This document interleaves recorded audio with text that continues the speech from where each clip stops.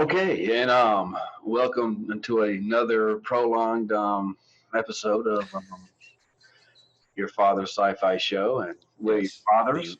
the longest 15 minutes on the interweb. Here we are with the COVID-19 version of your father's sci-fi show. We're down one guy. We don't know where he's at.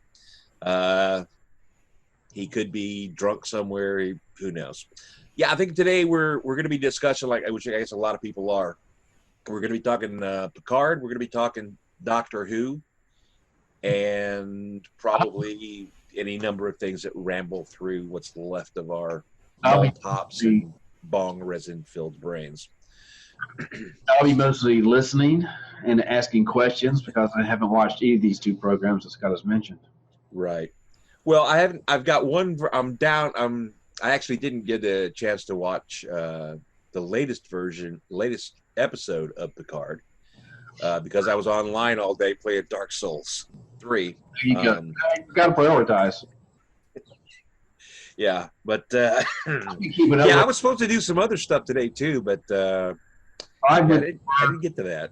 I went to pick up my son. So yeah. Well, I guess for starters, I guess we'll briefly hit Doctor Who, the never-ending saga of how badly can we screw this show up. Let's hear it again. Tell us all about it.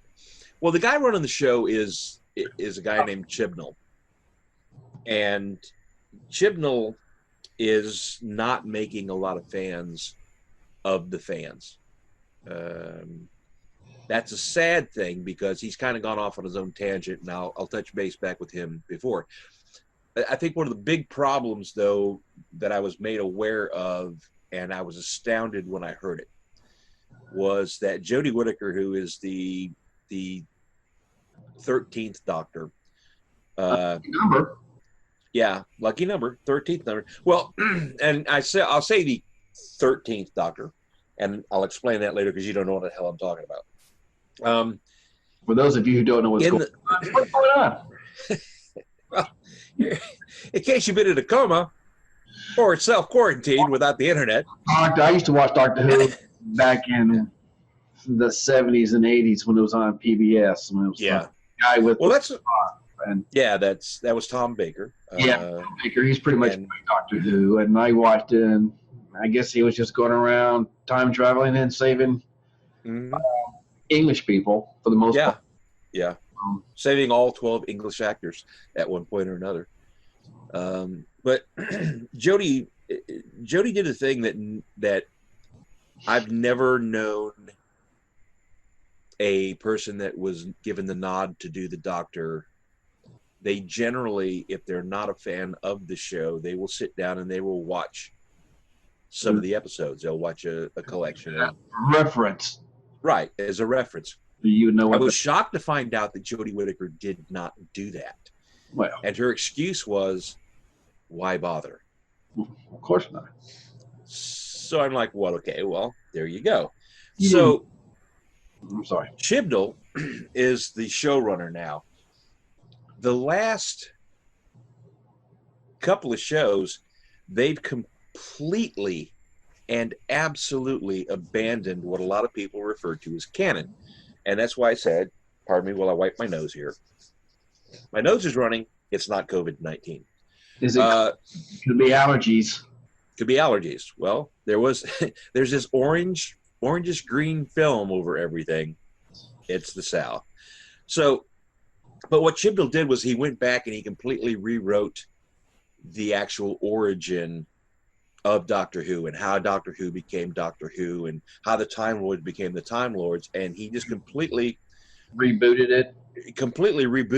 So now, even though Jodie Whittaker is the 13th Doctor, she's more like the 7,467th Doctor. Oh, because apparently the Doctor, the Doctor became the Time Lord. The Time Lords became the Daleks, and it's like, sweet Jesus, just leave it alone. So, yeah, I mean, it was funny because there was a bit of irony in the show. called The Timeless Child, which is where he did all the bastardization of, the best logic I've heard on it was it took him 55 minutes to ruin 57 years of television.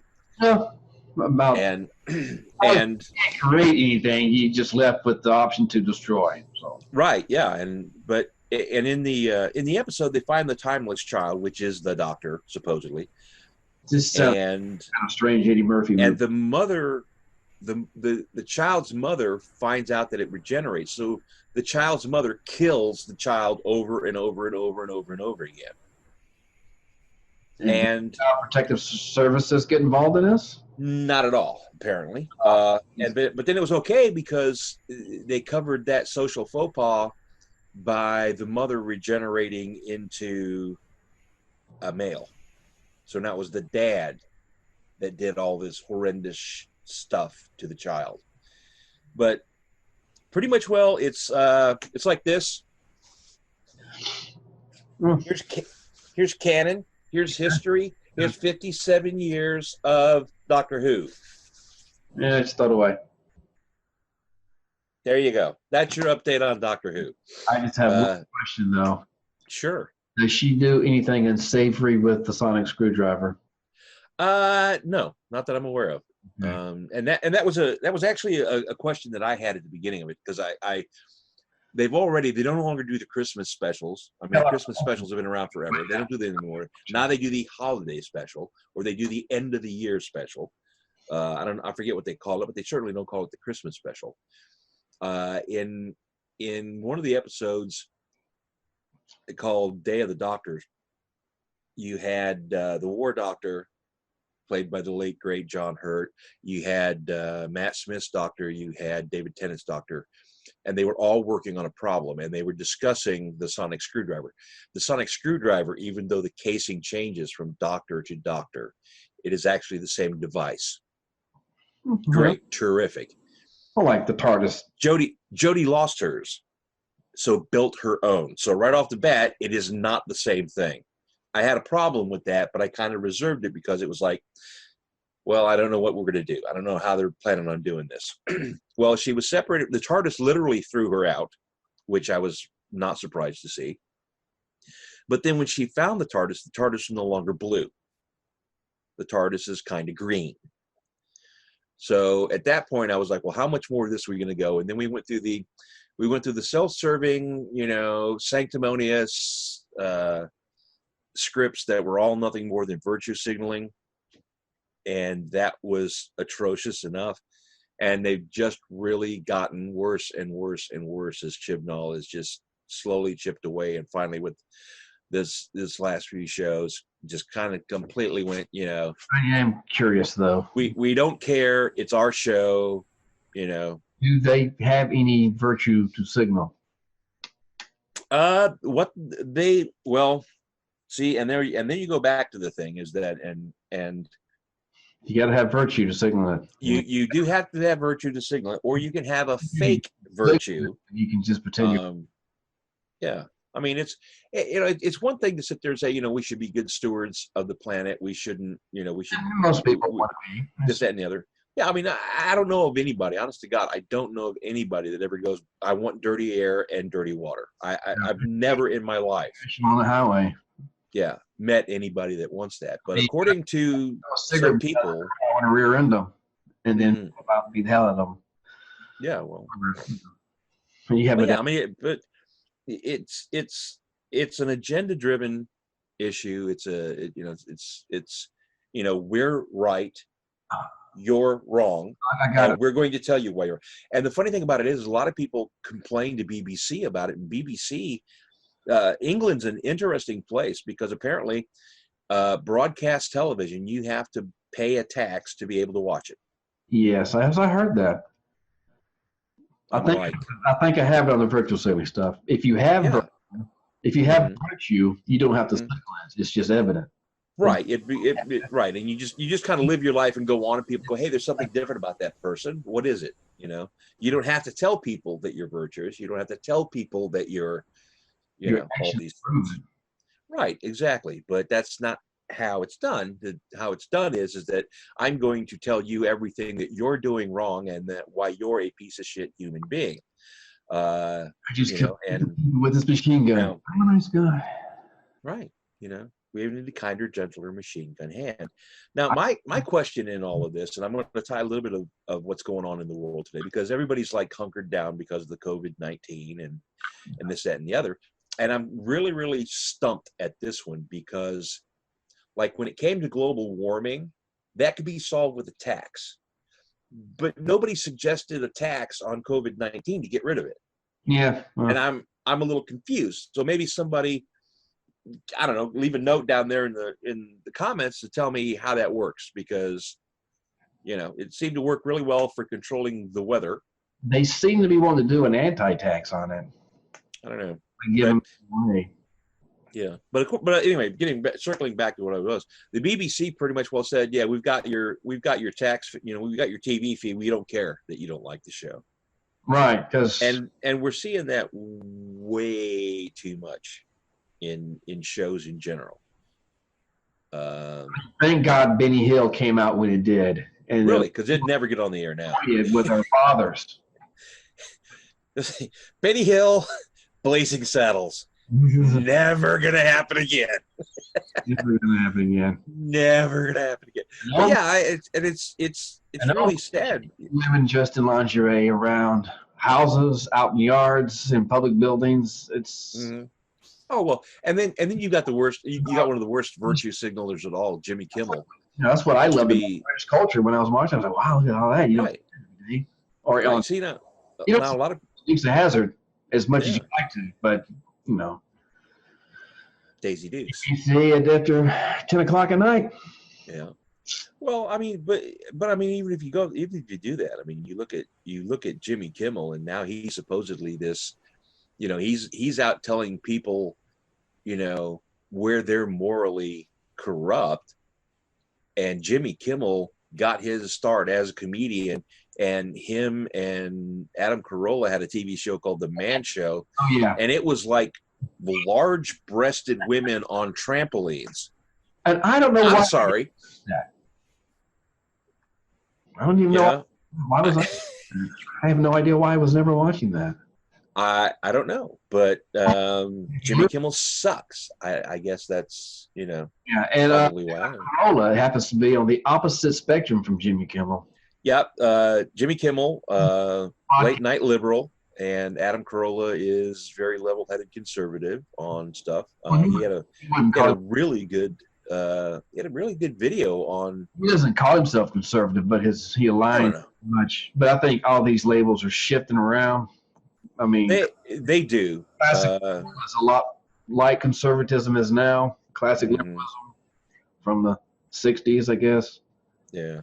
Well, liberalism used to be the idea of liberalism used to be that you liberally apply the Constitution to the situation. Right. Now it's you give shit away for free for everybody, you know, and that's libertarianism now, I guess. I mean,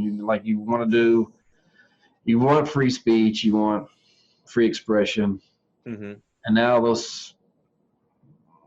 people who are supposed to be in the same ideologue are clamping all down.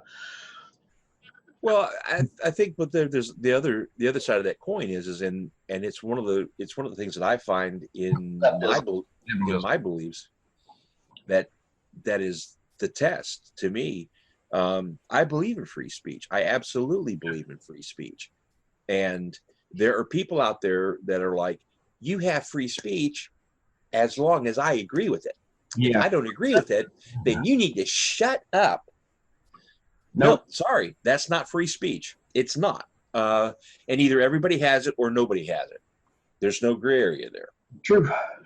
And, you know, and that's I think, you know, as things get redefined and things get redefined and things get redefined, we're unfortunately going to have that. And the downside to it is the people that are bastardizing all the definitions of words happen to be from a specific political ideology. And that's true. You know, I remember you could pick up a dictionary, an actual book dictionary, or go online and look up a definition. And now you open it up, read the definition online, and you'd never know it's the same thing. Right. But, but it's a leaning that's going on, and I think it's going to overtilt. There's going to be a nasty blowback. People didn't like boomers. Gen Xers don't like the freaking millennials. Millennials don't like, chipmunks, whatever. But Oh, no. but it's gonna. I mean, it's good. There is a backlash. I mean, there's a lot of people that don't. And I was really, when I started reading some of the things about Doctor Who, about how the backlash from it, I was actually really, part of me was very pleased, because I was like, because so many times people were like, oh my God, I love this. It's like, you go back to Star Trek Discovery, STD, as I like to call it. Yeah. And it's like, and they have an agenda, and they're doing this thing. And it's funny because, there are two characters on there that are gay. Somehow or another, being gay is more important than everything else. And it goes back to what I've said 100,000 times before. If that's all you bring to the table, go home and work on your resume.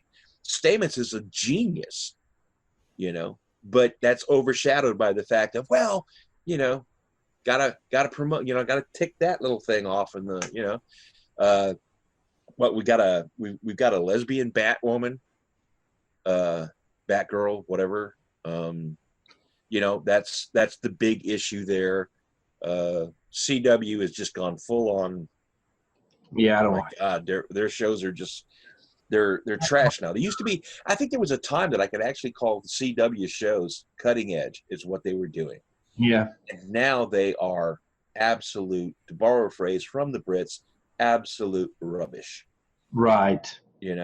I guess because a cutting edge thing would be the normalization of furries, the people who dress up in animal costumes. Yeah, I know what furries is. Yeah. I don't know why. I don't know how or why I don't either, but I know what it is. Like, I know what it is, and I don't know why. It's not somewhere online, obviously. Who knows? But I mean, not it's the furry thing, but I heard about the furry phenomenon online. I'm going to clarify that oh no. If I remember a Burt Reynolds movie from the 80s, when he was playing a detective from the Big Heat or something like that. The Big Easy. There was a little scene in there where somebody was doing a little Little Red Riding Hood activity. Yeah. In play, costume play. Yeah, I don't know. I don't know. My thing is this. First time I see that kind of weirdness. Like, okay. Well, I'm an odd person, I think, in the world these days, because I believe that what two adults do is really their own business. I don't care. I really don't. I really, truly, honestly, I do not care. But the thing that I've seen is there's a lot of tendency to drag ancillary things and tertiary things to try to legitimize the core. Once an aspect of society that has been on the fringes, then you have to start to normalize something that's even outside of that. Right, and that I think it's where we're at now, because it's I mean, this is far and away from a conversation about science fiction, but definitely, when the alphabet crew started adding out letters to the alphabet, it's funny because you got LGBTQ, lesbian, gay, all right, bi, all right. But aren't lesbian and gay the same? Trans, wait, hold on. I mean, bi means there's only two genders. T, transgender. Yeah, it's starting to. And then the Q. questioning. If you question your sexuality, you're now lumped in with this group of people. Well, why wouldn't you question your sexuality as a child? Because you're completely, constantly bombarded with, hey, this is normal. I don't know what the hell's going on. So now, when, it's like, well, okay, so same-sex couples are going to be able to get married. What harm could it do? Well, now we have 5-year-olds trying to be women. We have a 7-year-old kid that was doing a strip show in a gay club and getting tipped by men. And we have drag queens doing story time readings in schools. If you want to know the slippery slope, there it is. But in Doctor Who. Right. And all that's in Doctor Who. Doctor Who? Yeah, I mean, it's sort of the... Chibnall just doesn't care about Doctor Who. He cares about having Doctor Who. He cares about running Doctor Who so that he can make Doctor Who what? Yeah, you're out of focus. There you are. Yeah. Chibnall just took Doctor Who and went, I don't, and I hate to see that because they did the same thing with Star Trek. As we segue into Picard. What is going on in this story? They do a lot of flashbacks, and it's funny because they do flashbacks and flashbacks and flashbacks, which is sort of weird. Sounds a little like something Deadpool would do, a wall break during a wall break while having a wall break. Well, I do know what's going on sort of in Picard because I've watched the Red Letter Media, Rich and Mike's discussion on it. I like them.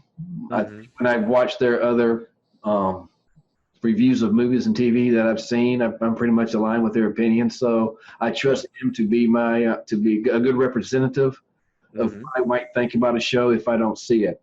Right. And that's, it's going to be a crapshoot with shows. I mean, I'm sure that you can find there are people that absolutely love Picard. There's other people out there who critique Star Trek, and I've seen maybe one, but I don't constantly go back and watch them because it's all. Yeah. Well, my thing is always, as anything, watch the shows and see what you do. I've tried to give Doctor Who the benefit of the doubt. I really, truly have. And each time I get let down.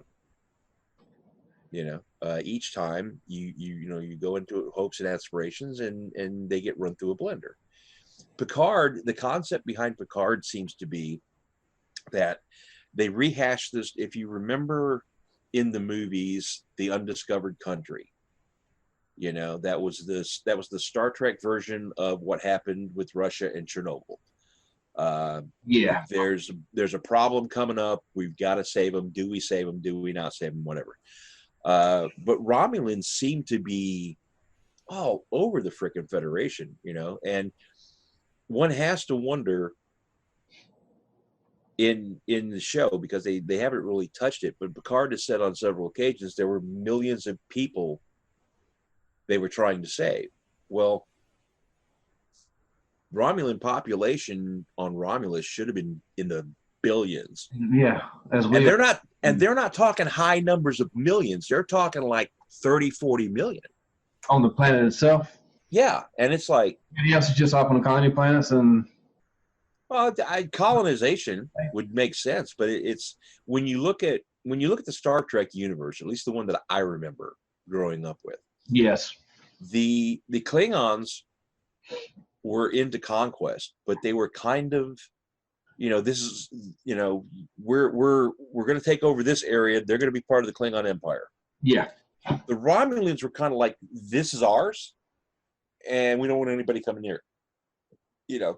They're the Clint Eastwoods. Get out of my yard. But the planets, obviously. I mean, the people draw, Yeah, I mean, there's a Romulan Empire, or there was. Maps show the Romulan Empire is pretty large. Yeah, sure. Because and that I think has always been an issue with me, is the fact that there's rarely a time when anybody in the Federation comes across a ship that's smaller and less powerful than they are, unless it's like an irritant type Yeah. Race. The Romulan ships are like 4 times the size of the Federation ships. The Klingon ships are just behemoths, and here's, and the first Federation was a big globe of who knows what. Yeah, and it's like, sure, okay, whatever. But I think that goes in the storytelling, and that's something that I've had issue with, and I've seen it in Star Trek Discovery. I'm seeing a bit of it in Picard. It seems like it may be getting worse. Definitely see it in Doctor Who. And the argument is with people when I complain about it, when I go on in social media and I'm like, look, I really didn't like this.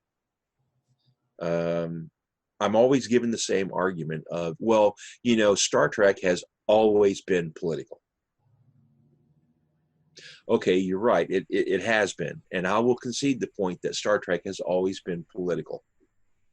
But it has not always been partisan. It has always been far left field freaking insanity.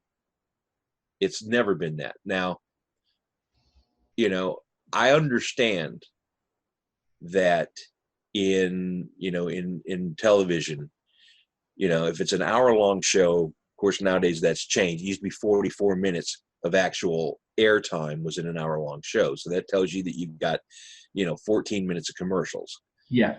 And that's something to think about. But now you're actually getting an hour out of the show. So, but still you have about an hour to develop all of your characters and to get resolution in what's going on. So a lot of times I think things are going to be painted a little bit heavy-handed. And in a way I can accept that. But when when you explain something to someone and you're trying to explain to them why you felt, it was partisan, why you felt it was bad, and they just completely don't get it. They completely don't see it.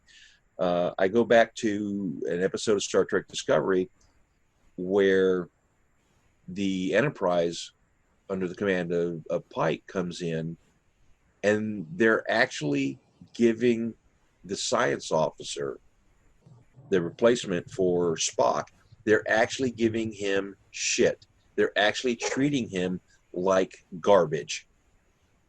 They're disrespectful to him. They're rude to him. He's a guy, so he's automatically dismissed in what he does. And then they kill him while he's mansplaining something. I heard about that, yeah. And you try to explain that to somebody that, subscribes to the signal virtuing category, and they don't get it. They don't see it. They don't understand what the problem is.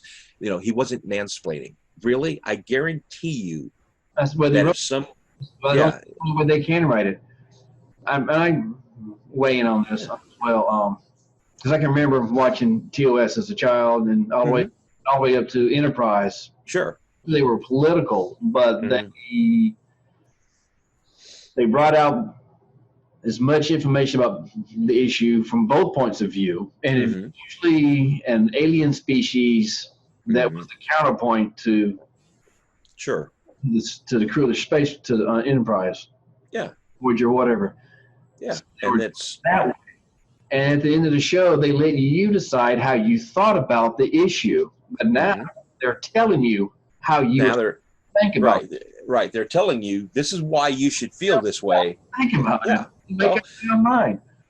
Well, I mean, Gene Roddenberry did a great thing where he was able, under the guise of a science fiction show, to cover a lot of topics. Right. That the censors would not have freaking allowed them to do, period. But they did. They never. I mean, I remember the one. I think it was "Let This Be Our Battleground" or something. It's the one where they literally painted the guy half white and half black, and it's like, well, he's black on the right side, but they never said this is the right group. They never said these are the people that are right and these are the people that are wrong. They never said that. They were like, and I really have to wonder if something like that were done today. We would definitely, yeah. and then one would be righteous and discriminating against the other side because of because they were oppressed for so long. Right. And like I said, like I told you in the message this afternoon, the way I'm seeing it is like, back in the 60s when it came out, you had the boomer liberals were writing these great science fiction shows. Mm-hmm. They were cutting edge, they were high concept, and you had the Gen X liberals who just do not have the talent and the skill to even conceive of high concept anymore, and they just crap. Well, they take what's already there and still the same screwed up logical, viewpoint, pretty much. Yeah. Well, yeah, but I think I'm going to disagree with you though. A lot of people are like, Gene Roddenberry was a liberal. I was actually on a website at one time, and the whole thread got nuked by the admins. But the guy was arguing with me. He was like, Gene Roddenberry was a socialist. And I'm like, and I go through. That doesn't mean you're a socialist, though. Well, here's the thing. Gene Roddenberry's vision was that mankind would eventually get to the point where all the things that separate us now, or at his time, were gone. We didn't look at color. We didn't look at income. We didn't look at all of these things that governments use to separate people. We didn't look at them anymore. The thing was, and that's a lofty goal. And that doesn't have to be socialist. That doesn't even have to be liberal. That could just be human. The term of socialist has changed, but I'll even say this. When I started watching Star Trek as a kid in the late 70s and early 80s, we saw these episodes. We have us multiracial, multinational, gendered crew, and as a kid, didn't think nothing of it. Not a thing. It was our society. When you and Kirk, yes, it was. And one of my parents that when this came out, that was a big deal. I'm like, oh, okay, what us? Yeah, I mean, you watch it. It's part of the show. It's a context thing. 20 years after the fact. 80s would have been 20 years. And I was seeing that, in the early 80s, it's less than 20 years when we're already, our generation was already taught to accept those concepts that Gene Roddenberry was expressing. Sure. And I think in a way, in a good way, I want to say that society, different societies on the planet are going, you know what, those are lofty goals. We want to do those things. Yeah. And there's nothing wrong with that. I absolutely see nothing wrong with people abandoning the things that separate us and to focus on the things that help us and are good for us and unite us. Obviously being separated. Yeah. Well, I mean, it's, I mean, me, I think, I'm of a mind the fact that, if pigmentation is the thing that keeps you from talking to somebody or somebody from liking somebody or whatever, then that's a problem that you have to resolve with yourself. But, when, Uhura was a hottie back then, and I didn't care, hell yeah, kiss her, but it's one of those things where, and you're right. Those are things that we saw and we're like, okay, that's normal. That's acceptable. Something like that is more, I don't know what to say this. It's more of a neutral point, than it is a, one of the reasons I had to stop watching Torchwood is all the guy on guy kissing. Hey, if you're an adult and that's what you want to do, go for it. But you know what? It's not my cup of tea. And I really don't want somebody giving me a hard time because I don't, it's like, and then we get off on the other tangents about that. And I want to stay away from that because I want to stay focused on science fiction, and I want to stay focused on the shows as opposed to a lot of the politics behind it. Right. And the problem is these days it's getting harder and harder and harder to do. You can't talk about the show unless you're talking about the politics. And God help me, I watch these shows to get the fuck away from it. Right. it's like, you pull you into politics. There's other politics about the Mandalorian because it's on a planet far, far away, long, long, long time ago. So well, I think, yeah, I mean, it's, because you can't escape all that.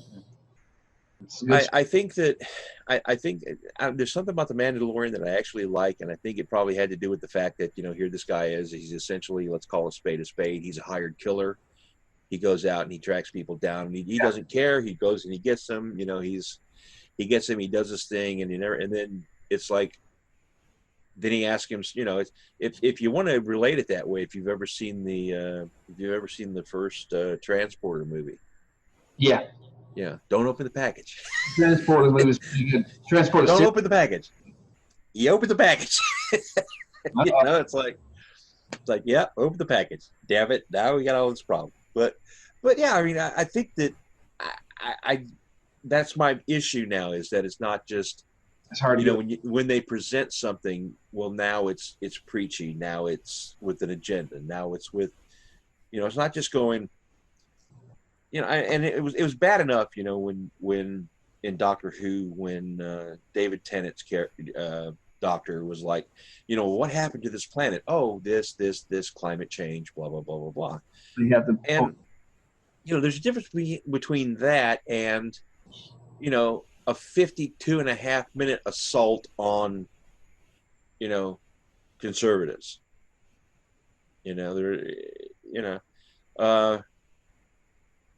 But it, Picard. What? I don't understand the premise. What I'm understanding of the premise of the show is that Picard, who was an admiral at the time, was essentially thrown out of Starfleet, or he quit Starfleet because Starfleet stopped rescuing Romulans when a bunch of synths started killing people. That would kind of be, I don't know. I mean, I'm trying to frame something in my mind that would be a similar situation of that, God, maybe we stop, relief efforts in Kenya because, somebody bombed the Boston Marathon. That to me would be the same, right. I think so. Think about this today. I think what happens is it's a product of the serialization of the shows now. If it's just a 50-minute episode, mm-hmm. They have stuff happen in the first third. If it's a 3-act, if it was 3-act format, you have all your mysteries and questions in the first third.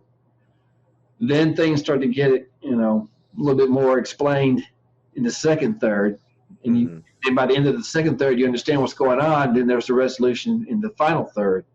Now there's taking an episode, and there's over 10 episodes. Sure. So they got all these things that are happening that they're not letting you know why they're happening.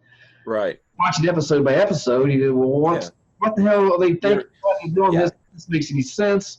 You're dealing with the reaction of something for 3 shows before you ever find out what the event was that's causing them to act like this. I think some good shows, like if you take Star Wars, the way they do it, they would introduce the Empire first. The Empire's doing something nefarious, and we viewers see what's going on, so we know what the threat is that the principal characters do not yet know. So we have an understanding of what's going on, so we don't have a lot of questions. Right. Then we see things evolve. Yeah. And if you understood, if they tried to let you know the connection between the synthetics and the Romulans a little bit sooner, it makes sense. And I don't know if there's a connection, if they are that smart enough writers. Like I told you today, I don't think they are. I think the problem with a lot of this, the discovery of Picard episodes. Yeah, I think the problem's actually existed since Voyager. Is that they have a franchise, they have a name, they have a recognizable product, and they're going to do it their way. Yeah. Period. Like I said, I believe the new prime timeline, which is Discovery, and now Picard. Yeah. And doesn't track with TOS. Everything else. Yeah, it doesn't track with everything else. And it doesn't have to, because they got a new thing. Yeah. They want to try out some new ideas. But see, they're totally the same. Right, but see, what's wrong with doing this? Deep Space Nine. Yeah. It's Star Trek, but we're going to do it this way. We're going to do this. This is how it's different. Oh, that was a great show. A great premise. Awesome. It's terrific. I mean, it's. But they did it with Voyager. It's out there. Yeah, it's right, but there's that. But then it's like, well, we're going to do this, and then. But I've seen clips of Picard. Mm-hmm. I've seen spaceships. Mm-hmm. And it may have been Discovery. I don't know. But I've seen spaceships, and I don't know whose spaceships are whose. Right. Well, that's the thing, because it was actually kind of weird. I'm friends with John Eves, and I'm friends with Doug Drexler. Not like we all hang out and on Facebook. On Facebook.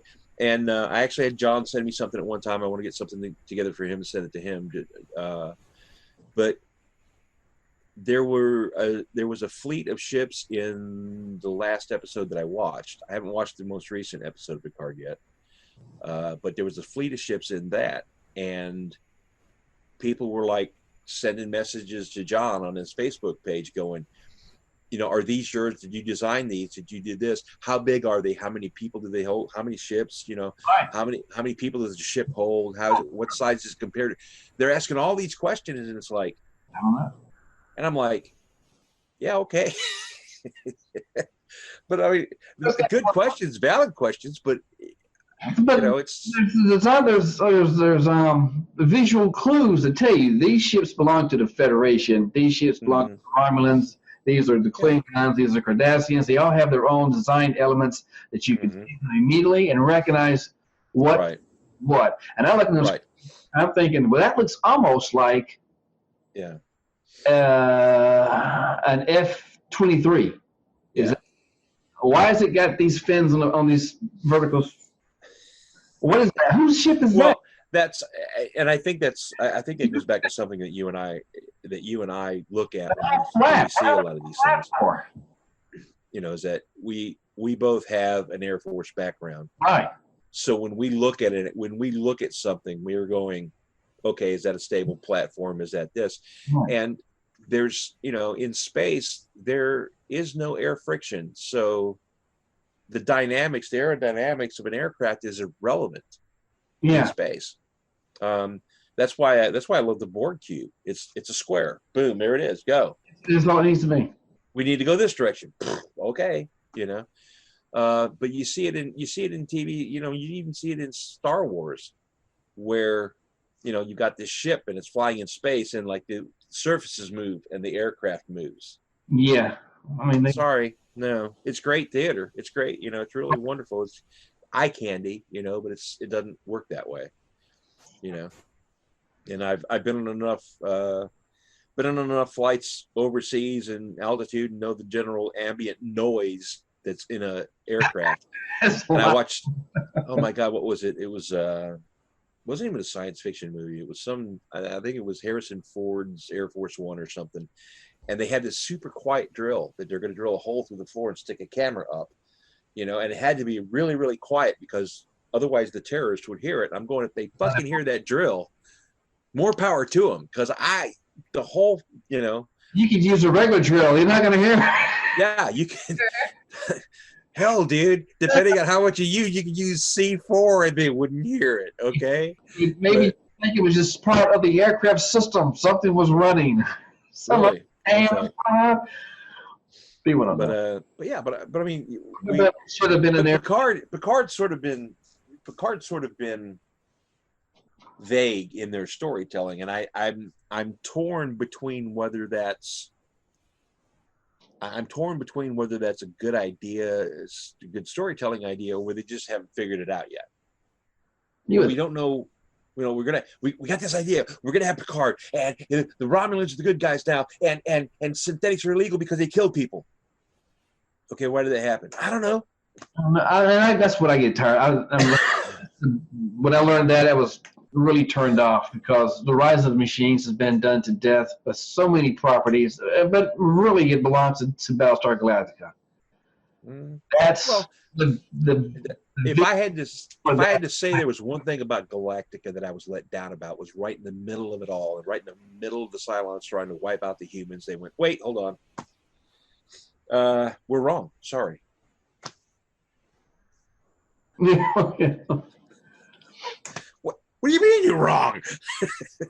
but I mean, is there nothing you can do now to straighten it out? Yeah, again, Picard, they've got, and it's amazing to me the number of, this is a technologically advanced society. And it's like Starfleet is infested with Romulans. Star Trek is supposed to be about exploring the unknown, right? And and this whole, we're going to create a computer one day that's going to try to kill us because it realizes we're the problem. And that's the club. That's Battlestar Galactica. That's where those ideas belong. That's the property for those ideas. Yeah. You go back and reboot Terminator, like start to complete the thing all over again. I might be interested in seeing that, just to see what you might do. But But they've done so many weird Terminator movies. After the third one that could care less about that series anymore. I think there's a problem. You do Battlestar Galactica again. I would be interested in seeing that again. I don't over again, but it's dude. I don't know if they could do Battlestar Galactica over again. At this point, if they were to try to do it over again, they would completely screw it up. There would be no something in that same universe that Ronald Moore made. Yeah. David Eck made. I don't know. Well, they could probably go back and go, okay, about Galactica, you know what happened to it during this time, but here's people that. Yeah, here's another group of people that wound up surviving, and they're hell and gone from where these guys are at. They don't know anything about Earth. They know nothing about nothing. And when they came out with Caprica, I know I wasn't too enthusiastic about it because I was like, well, it's a prequel, and we kind of know. Do we need to know? You know what's going to happen, and it was actually, I liked it, and I think the problem was that the show got canceled. So like the last episode was literally 4 seasons of writing in one show. Yeah. That's always that. It's like you don't know how long a series is going to last, so you plan too far ahead of it. And I don't think they did that with Battlestar Galactica. I think they didn't charge. They didn't charge too out of it, so they came up with things like, "Well, we were wrong," and they made them. Right. So, but yeah, I like the idea of Caprica because of you learn a little bit more how stuff did, the evolution that goes into it. But but then again, it's just like the first 3 Star Wars movies. We kind of know what's going to happen here. Yeah. There's a guy drawing a woman naked in a car on a boat that's going to sink. It's really not that interesting. Really, I'm telling you, it's somebody else's car. Yeah. Yeah. That's what we wanted to watch. Yeah, I saw that scene and I went, that guy's really going to be mad about. Oh, never mind. And I've done the math. There was room for 2 on that board. So I'm telling you.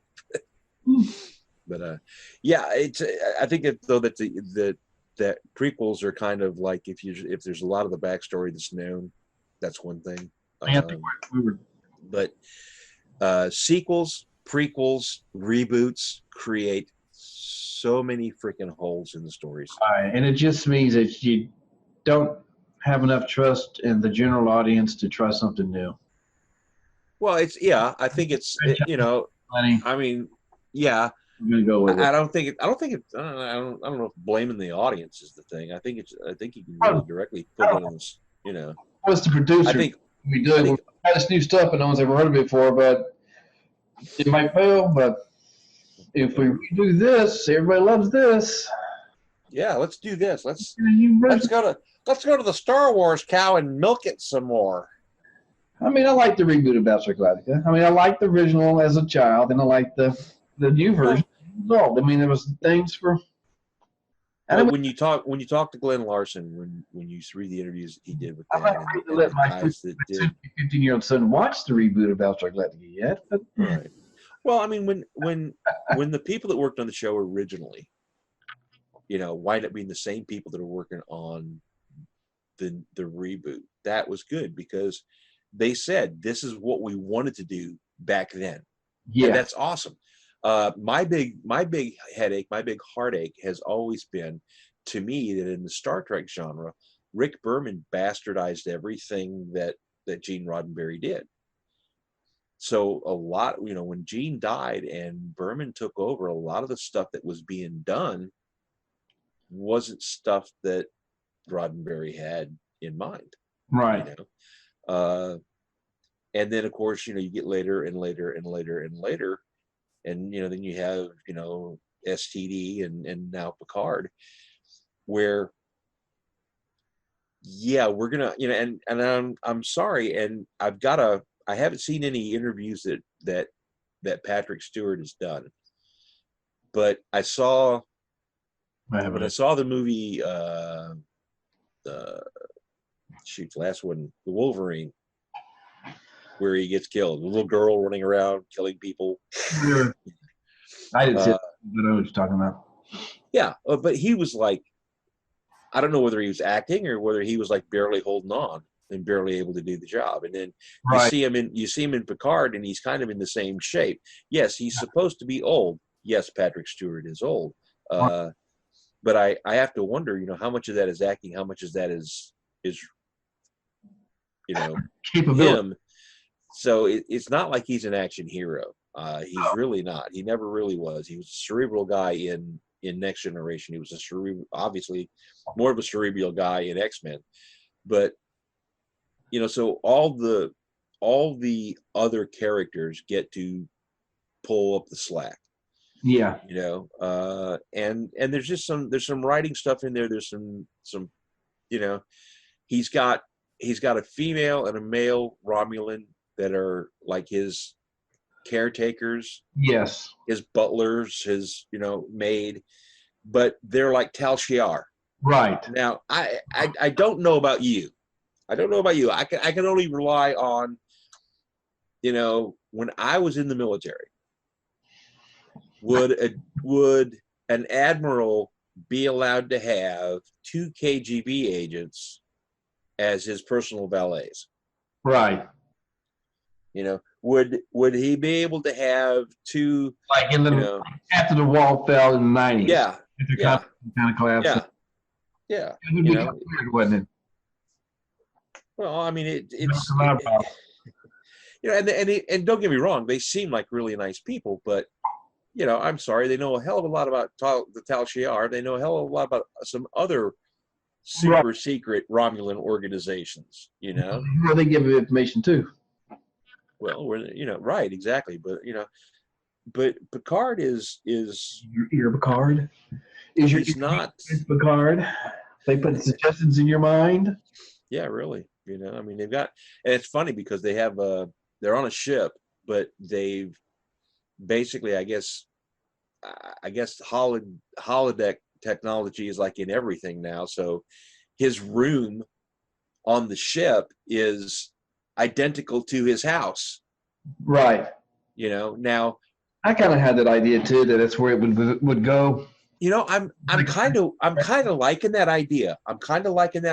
But here's how I have to balance that. That's something they do for somebody with dementia, so that they don't get confused and they don't get lost. There's actually a thing I was reading. It was really, really awesome. It's a facility where they take care of dementia patients, and they will actually take the person's door from their house, and that's the door to their room, because that's the one thing that the person knows is the door to their house. Right. So I'm looking at that going, okay, and then I have to go back to the last episode of Star Trek: The Next Generation. They're in the future now. He's about the age that he was when they were finding the anomaly out in space. Yeah. And Meridian, whatever the hell the syndrome was that he had. Yeah. Where's that? What are they doing with that? Because they confirmed he had it. What happened? Is that what all this is? He's actually laying in he's laying in an oxygen tent somewhere. The anomaly and keep it up here and. Yeah, it's like. Whoa. But yeah, I mean there's questions. That 9 never really happened. Because Romulus was never destroyed. If it's all in it, that again is the tie-in. Is that it's like you're tying in the Kelvin timeline. They never do say that Spock. They never mention Spock. They never. You don't see any. I don't recall seeing any Klingons. I would imagine that there would be more Klingons running around the Federation than there would be Romulans. Yeah. Certainly, how the Romulans being, and this is another part about the storytelling that I don't quite get. The Romulans are very, very, very, very anti-synthetic human, or some, hybrid synthetic, robot.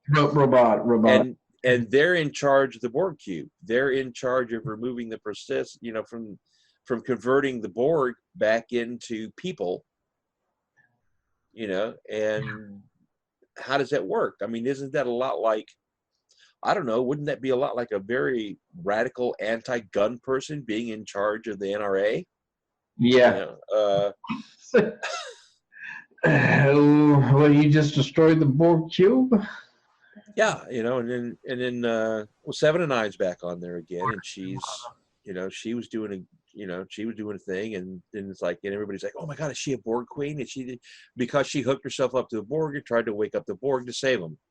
Now everybody's throwing out, and I think that's about that. I was watching that with the Red Letter Media's review on the last 3 episodes 6 through 9. Yeah. And they said something about the Borg being blown out into space. And think, well, wait a minute. In First Contact, they were out in space. Yeah. But no problem. Right. Yeah. And that's again, that's the continuity thing, because I go back to what Jodie Whittaker said about Doctor Who. Did any of the people working on Picard watch Star Trek? I don't know. Yeah.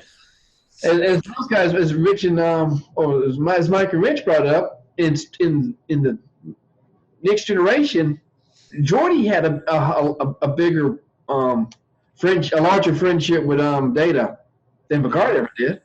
Yeah, they were they've actually tried to justify it. Picard's issue is because Data died trying to save him. Data sacrificed his life for Picard's. And right. that's what's screwed up Picard all this time. And now you got these synths, and he's trying to make up for it. I'm like Siri saving Frank's life. I've got to yeah exactly. It'd be like, yeah, I see that happening. But yeah, it goes back to what I've said before. I mean, do the people that do the shows, have they ever actually seen an episode? And that's why I say, is there not, continuity? I mean, but my hang up with continuity goes all the way back into even when you look at Star Trek: The Next Generation. In and of itself, in that series, there were rampant amounts of continuity issues. Trilithium is a highly unstable byproduct of dilithium breaking down. Okay, no problem, because there's people on the ship trying to steal the trilithium because they're going to sell it to somebody that's going to make a weapon out of it. Right. Terrific. Now suddenly trilithium is something that the Romulans invented that they've got to get their hands on because they want to know how it works. How it works. Well, I don't know. But it's like, and there was a remarkable job when you have a season that's over 20 episodes. Mm-hmm. That's a lot of talent, a lot of people writing, keeping up fresh ideas. Well, I think that to start, they have to have a good idea, and I don't think that they started with a good idea. I think what they started with was, hey, let's get Patrick Stewart in here and see if we can, see if we can salvage some of our fan base, right, from the people that don't like STD. Yeah, exactly what happened. And I think they're going to fall short of that mark unless a lot of stuff changes. But again, like I said, I mean, I don't know. Honest to God, I don't know how old Patrick Stewart really is, but I know that Admiral Picard, former Admiral Picard, who got himself and a captain fired in the process, not very well liked at Starfleet at all. And it kind of makes you wonder how things change. Well, I'm sure the Air Force in the 60s was radically different than what it was when we were in the 80s. Yeah. And I'm sure it's very different now than what it was. Who are the Trump supporters?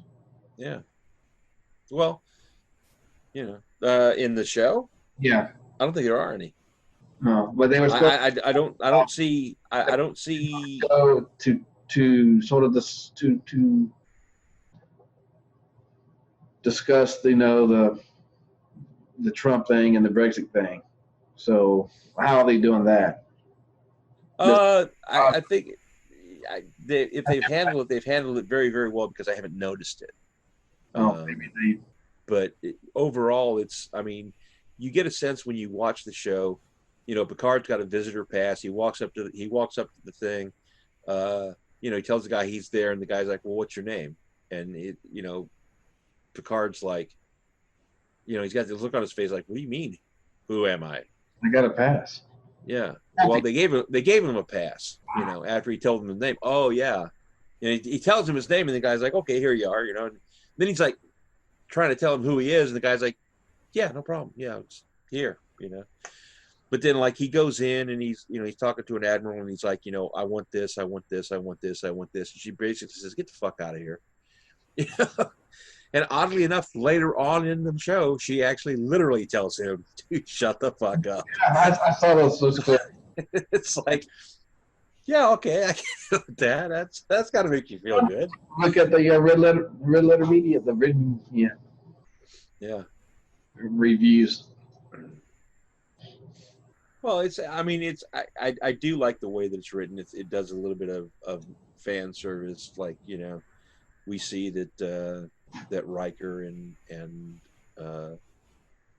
Deanna are still married. They have 2 children, or they have 1 child. The older one died. This, that, and the other. They couldn't use some transporter technology to fix the kid. No. Apparently they couldn't. Apparently they couldn't use the transporter like they did 15 freaking times in the show to save anybody. That's weird. But they did move to a planet that had very healing properties.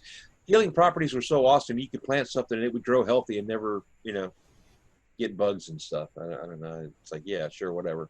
Wasn't that in a Star Trek movie? They tried to move them off that planet so that they tried to move them off of it because of radiation and that to me was 50 people here, and they're living in this one spot, this one planet, and the whole planet has this property. I think you can move people to the other parts of the planet and not upset these guys. My big question about Star Trek Insurrection is why did the people with the stretchy faces, since they were from that planet anyway, why didn't they just go home? Yeah, just go home. Yeah, go home. It's a good sized planet. It's a small asteroid. Yeah, it's not, huge Earth-sized planet. There's plenty of room for a small amount of people. Yeah, it's like 2,000 people. I mean, that's the size of a small town. And you can have that whole hemisphere. Yeah, all to yourself. Hell, in Battlestar Galactica, the chief took Scotland. Yeah, it's like all to himself. The whole British Isle is his. Yeah. Yeah. Think about things. I always think fondly of Battlestar Galactica because they were in the bar one night and they're sitting there getting hammered, and in the background there were Staff Sergeant stripes from the Air Force. Yeah, I remember thinking something. And I was like, I like that. But I think it's little touches like that for a show like that you can look at that and you can go, well, wow, that idea carried through from all that time and blah blah blah. And, like some kind of deep conscious thing, or it's like it's fun. I mean, it doesn't take itself so seriously that you're like, oh, that could never happen. You're just like, oh, that's kind of neat. Well, I think it was really well done, really well written, really well thought out as they were going through it. It wasn't a, hey, what do we do? How do we get out of this? Oh, take an aspirin. Where you've got, you got 44 minutes of screen time. They spend 43 and a half minutes trying to figure out what the problem is, and the problem is turn the water on. These oversimplified, solutions to problems that aren't really rational. But when fans start driving the writing, then that, I think, becomes a problem. And Robert made a good point one time before, because it was like, well, the fans figured out that Vok was Ash and Ash was Vok, and he was like, yeah, it's because some of them were smart enough to read the credits. Yeah.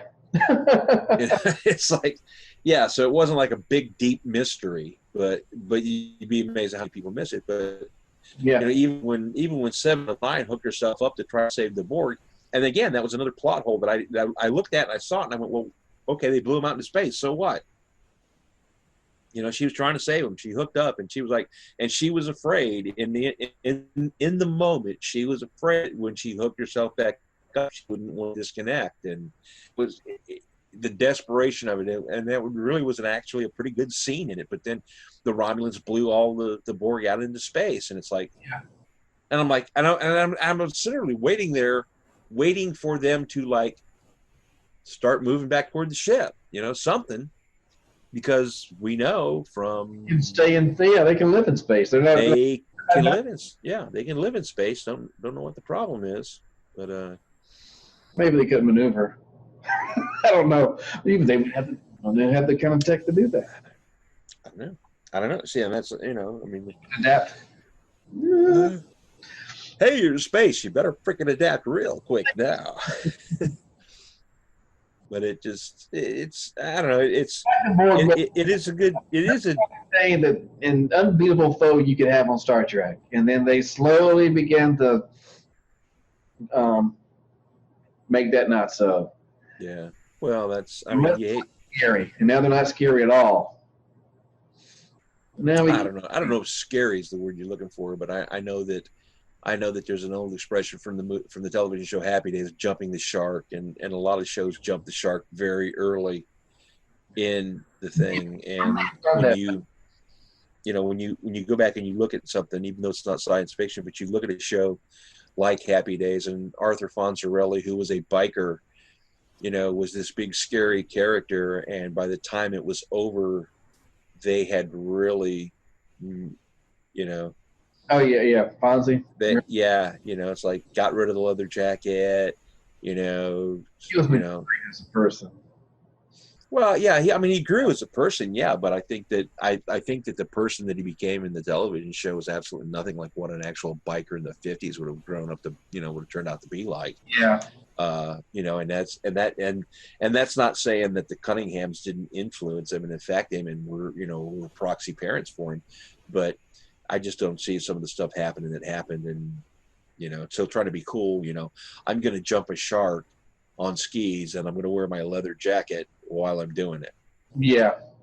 That kind of got, which is where we get the expression jump the shark. And a lot of shows do, a lot of series do.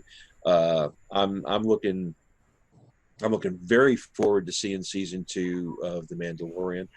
I'm not so looking forward to the next season of STD, and I'm still my jury is still out on Picard as to whether it's going to be a success or whether it's going to be it's going to be a giant floating turd in a punch bowl. So it's a crapshoot. I'll watch it. I might watch it if I can ever watch it on a streaming service that I already purchased. So. Right. Well, maybe when it goes into the Walmart bargain bin streaming services, like if it pops up on Hulu one year, I can probably watch them. And I did. You asked the other day if there was any Star Trek on Netflix, and I actually looked through Netflix the other day, and they've got a number of the series still on there. So yeah, apparently I was mistaken when I said that no, they're not on there anymore. I just kept seeing on Twitter the advertisements like CBS All Access, all the Star Wars is on it. I mean, all the Star Trek is on it now. I'm like, well, what happened if they took it all off of Netflix? But they probably planned to. They probably haven't done it yet. It may happen in April. Well, when you get that situation, and it may resolve itself now that I think that CBS has bought Paramount or Paramount bought CBS or one of the two, but the two schools where you had CBS that owned Star Trek and you had Paramount that owned Star Trek, and neither one could, so maybe if they get together, maybe they get their act together, some of the problems with the series will work themselves out. Right. Until then, it's just, it's one of those, grit your teeth and see what happens, because, it's, but I don't know. Yeah. Mandalorian season 2. That'd be great. Well, yeah, especially now they got so they're definitely Rosario Dawson. Yeah, Clerks too. Bring up Men in Black too. Osaka from the Clone back into it. Yeah, and I think I don't know if that's a good thing or a bad thing, but I kind of like the idea. I mean, I hear people talking about it. I'm like, well, I don't even know who she is because I don't read the books. The character, that was a character that came out in Clone Wars. Yeah. Anakin was training her. Yeah. And then she got disenfranchised with the Jedi Order, so she left it. I think that was in like season 6 of the Clone Wars animated show. So they brought back the animated show to finish off that. Well, I can see where people would get disenfranchised with and I go back to when Obi-Wan and Anakin were looking for the assassin, and they walked into the bar and everybody's looking around, and Anakin's like, Jedi business, go about your, that to me kind of came off really arrogant. So I'm pretty sure there was a number of people on Coruscant, the planet that is one giant city with no greenery, and how the hell do they breathe because there's nothing creating oxygen. But yeah, I mean, I'm sure there's a few people on Coruscant that weren't unhappy to see the Jedi Order killed. But the guy who's doing Mandalorian, Dave Filoni, he did the Clone Wars, so continuity. There's some continuity within that. He's done it. Right. John Favreau and him doing that.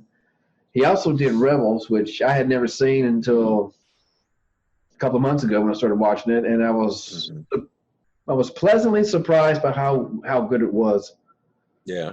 3 seasons, very good stories, very entertaining.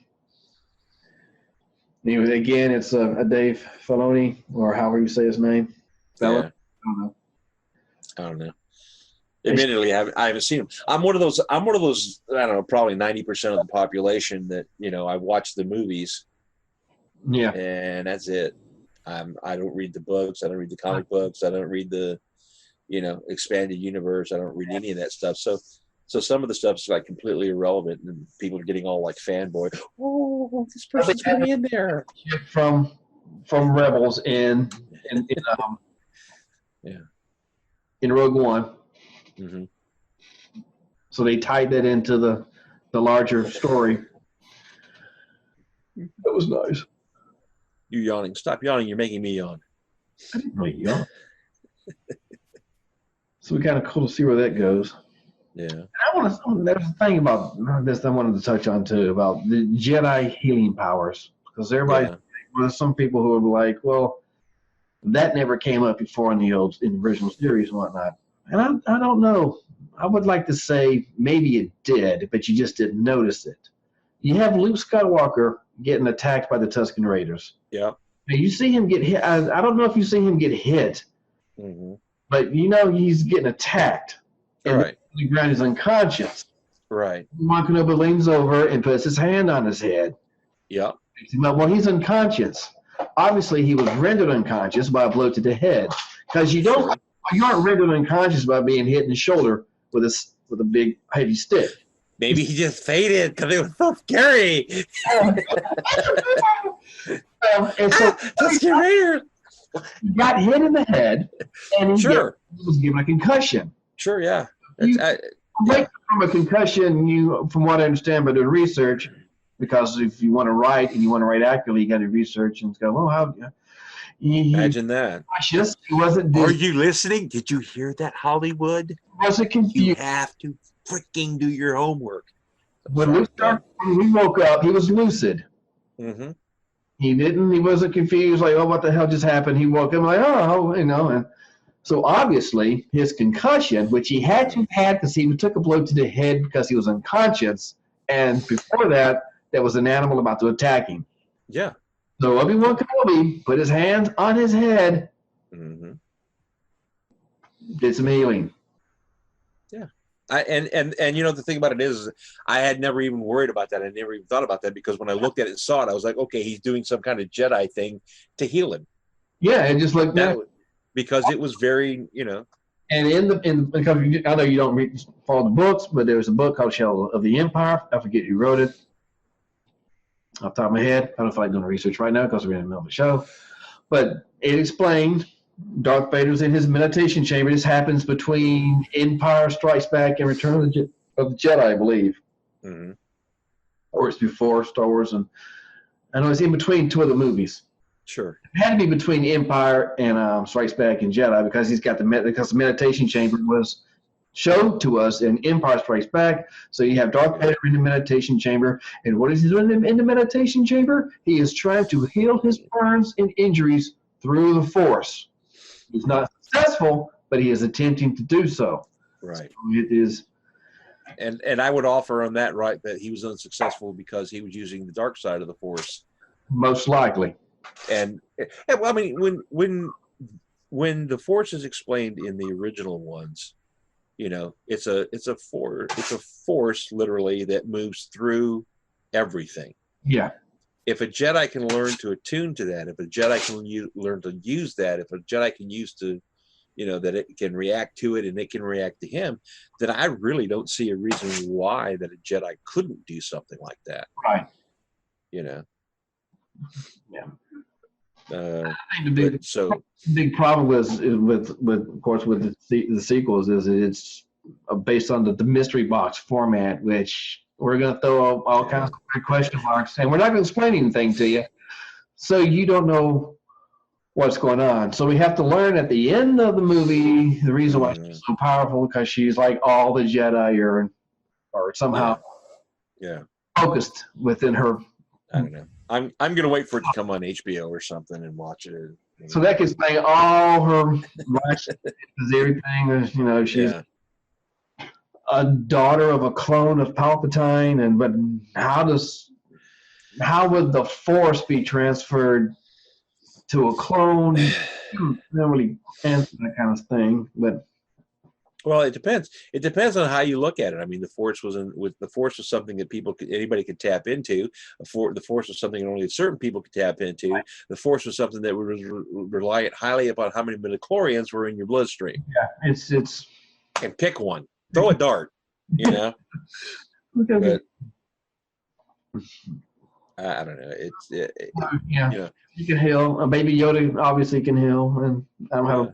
But I mean, maybe that's his attunement to the Force.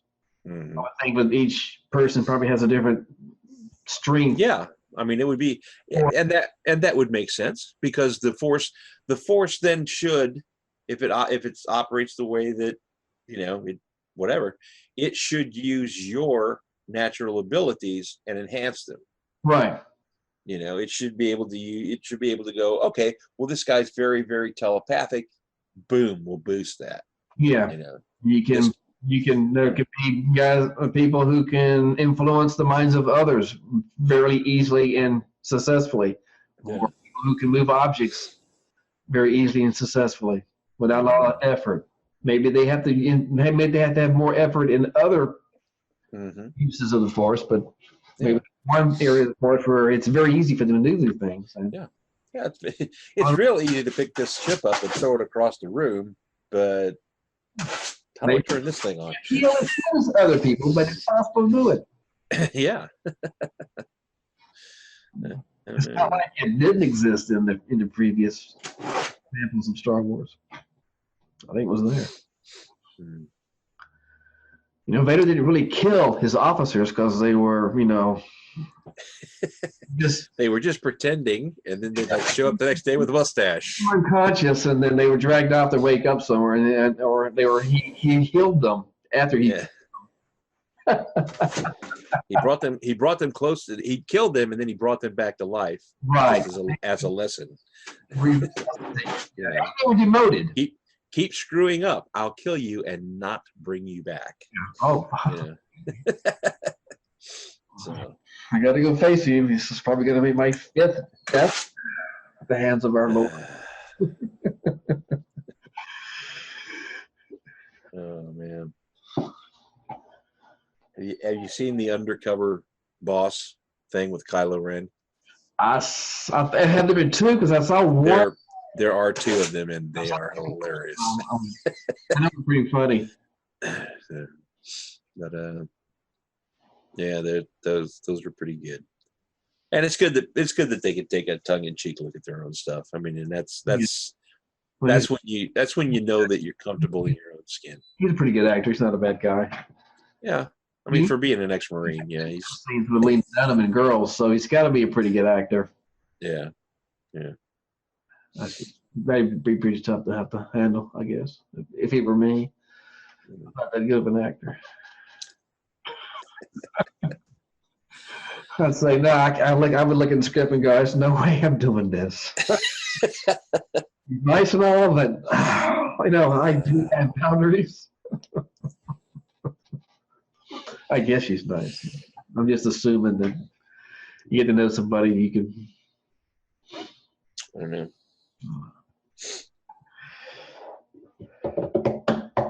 Alrighty. Yeah, we've almost done 2 hours. Oh, all right. Well, there was a pause in there while I was on the phone, but. All right, so that is it for this episode, this installment of Your Father's Sci-Fi Show. If you like it, give us a thumbs up. If you didn't, give us a thumbs down. If you're really feeling frisky, click the subscribe button and be sure to tell us in the comments how drunk you are. In the meantime, till the next time we have a stable internet connection and something to talk about, we'll talk to you guys later. You've been jerky, and I think your connection was only jerky and stuff, and you're talking against leftism. Probably so. It was a little jumbly at the beginning, but yeah, and a couple of times your audio actually dropped out. So I just kind of going. I think I just wasn't talking. Scott, I think you're a total horse's ass. Yep, I agree with you, Paul. That's extremely accurate there, buddy. Yep. Well, yeah, we'll do this again in 3 months, huh? Yeah, next time something good is on. We came up with the idea that we would only do a show when there was something good on, and then decided we needed to do something more than once every other year. Yeah. There can't be anything good on. Well, a few things, but not everything. Yeah. Okay. Yeah. I'll hit the old. All right, man. Bye-bye.